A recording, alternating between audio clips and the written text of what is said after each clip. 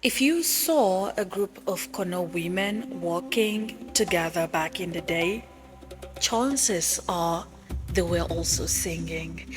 Because for Kono women, music wasn't only something you saved for a celebration, it was sacred, and it was also a huge part of the day's work. They had songs for almost everything happening in their lives. When they were happy, they sang. When they were sad, they sang too. So usually one woman would lead and the others would answer together. And most of the songs had a message. And there were even musical instruments that were traditionally played by Kono women. There was the shegure, also known as segure, a traditional rattle made from beads. There was also the kele, a wooden instrument beaten with sticks to provide rhythm for dancing. But music was only one part of their everyday lives. Kono women were also very active in farming.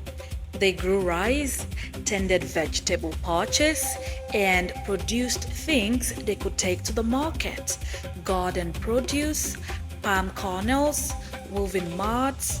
These were some of the things Kono women sold, and importantly, some of the income was theirs. So, a woman could contribute to a household and still have economic activities of her own.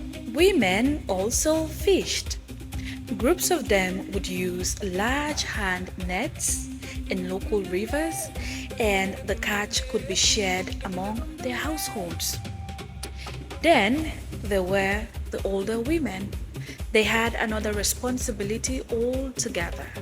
They passed knowledge down. Girls learned from women who had already lived through the different stages of life before them. They learned about family, responsibilities, community life, and traditions that women had carried from one generation to another. Some of that knowledge belonged specifically within women's cultural spaces. So we will leave it there because not everything is our business. So I guess you can already see the picture. Kono women weren't living their lives in isolation. They farmed together, fished together, sang together, and shared knowledge with one another. So, yes, Kono